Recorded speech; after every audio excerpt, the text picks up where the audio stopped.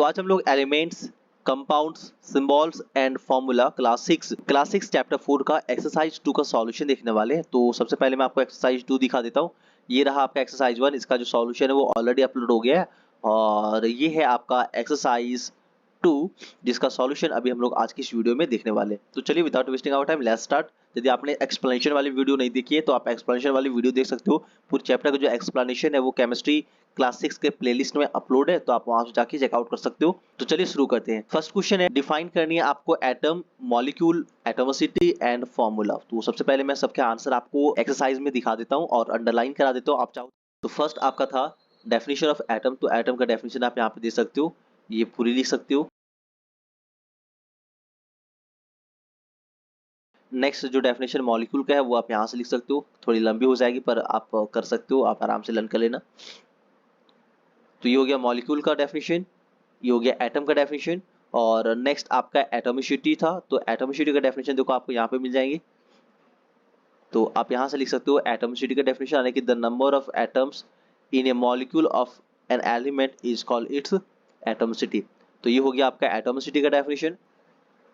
और and last जो आपका फॉर्मूला का डेफिनेशन है वो आप यहाँ से लिख सकते हो।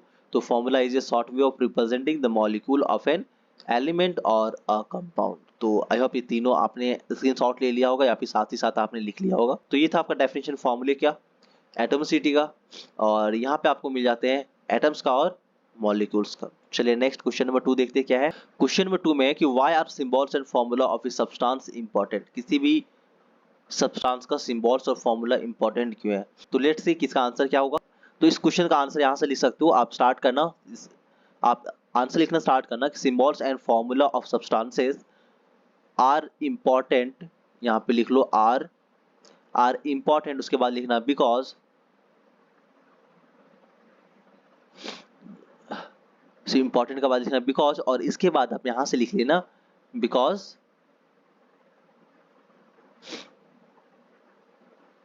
के बाद लिखना it save our time, space and effort. तो बहुत ही शॉर्ट में आप यहाँ से आंसर लिख सकते हो, तो ये भी सही है। बाकी आप चलिए नेक्स्ट क्वेश्चन नंबर 3 का आंसर देखते हैं। तो क्वेश्चन नंबर 3 में है right the information obtained from the formula of A compound. एक कंपाउंड के फॉर्मूले से आपको कौन कौन सी इंफॉर्मेशन मिलती है इसके बारे में लिखना है। तो इस क्वेश्चन का आंसर देखो बहुत ही सिंपल है, यहाँ से लिख सकते हो जो लास्ट वीडियो में मैंने आपको पूरी एक्सप्लेनेशन करवाई थी। देखो यहाँ पे लिखा हुआ formula gives us the following information about a compound. फिर ये पूरे जो 4 पॉइंट है ये आपको लिख लेनी होती है। तो आपका क्वेश्चन नंबर 4 का आंसर ये पूरा कंप्लीट हो जाएगा। चलिए नेक्स्ट क्वेश्चन नंबर 5 देखते हैं, आप चाहे तो उसका स्क्रीनशॉट ले सकते हो। नेक्स्ट नंबर 5 है नंबर 5 है state the differences between the following. First is 2H and H2 और second is H2O and 3H2O। तो इस क्वेश्चन का आंसर देखो आपको यहाँ पे मिल जाएंगे। इस क्वेश्चन का आंसर आप यहाँ से लिख सकते हो, यहाँ देख सकते हो 2NH एंड H2 के बीच में क्या डिफरेंस वो लिखा हुआ। तो ये पूरी जो लाइन है ये आपको लिख लेनी है। और H2O के केस में सेम चीज हो जाएगा, H2O एंड 3H2O के केस में भी यहाँ पे हो जाएगा कि जो आपका H2O है ये रिप्रेजेंट करता है आपका मॉलिक्यूल्स ऑफ वाटर, और 3H2O के बारे में लिख लेना, it represent 3 molecules of water. और यहाँ पे लिख लेना it represent the formula of water molecule. चलो नेक्स्ट क्वेश्चन था नंबर 6। क्वेश्चन नंबर 6 में state the number of atom of each element present in. आपको यहाँ पे बतानी है नंबर ऑफ एटम जो प्रेजेंट है इन मॉलिक्यूल्स में। तो यहाँ से लिख सकते हो carbon 6 atoms in number, hydrogen के लिए है 12 एटम्स इन नंबर, और ऑक्सीजन का है 6 एटम इन नंबर। और ये जो फॉर्मूला है वो कौन से कंपाउंड का है, तो वो कंपाउंड है आपका ग्लूकोज। चलिए नेक्स्ट क्वेश्चन देखते हैं।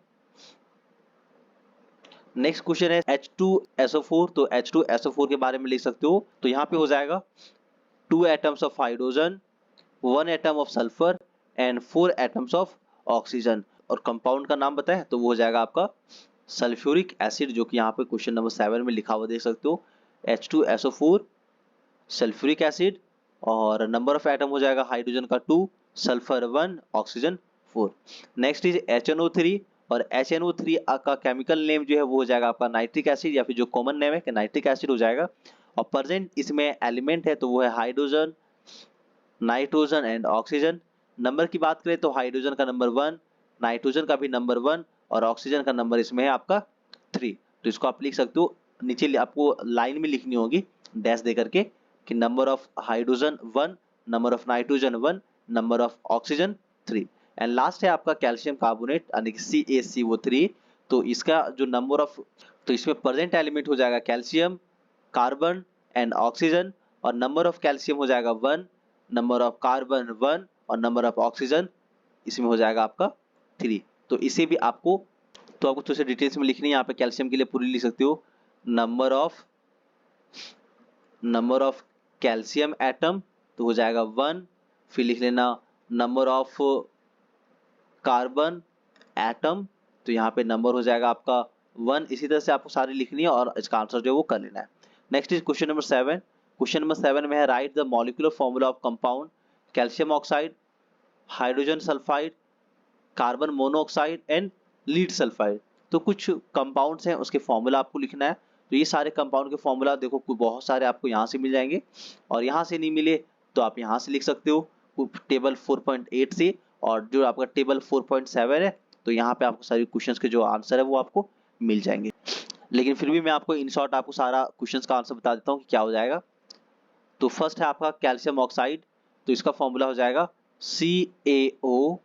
नेक्स्ट है हाइड्रोजन सल्फाइड तो इसका फॉर्मूला आ जाएगा H2S। Next is carbon monoxide तो इसका फॉर्मूला हो जाएगा CO। और लास्ट में है आपका लीड सल्फाइड तो लीड सल्फाइड के लिए हो जाएगा PbS।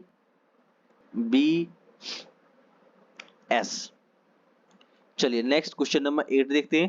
क्वेश्चन नंबर 8 में give 2 example each of compounds existing in the following state.